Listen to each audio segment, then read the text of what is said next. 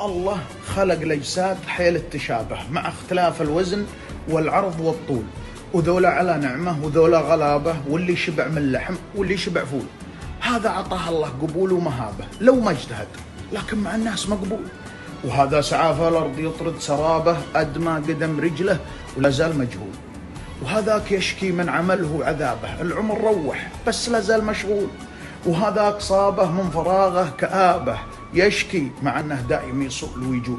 وهذا يجمع للسفر ما شقابه، وإذا قدر سافر من الحول للحول. وهذا وسط باريس نوخ ركابه، يجوب كل الأرض محمول مكفول.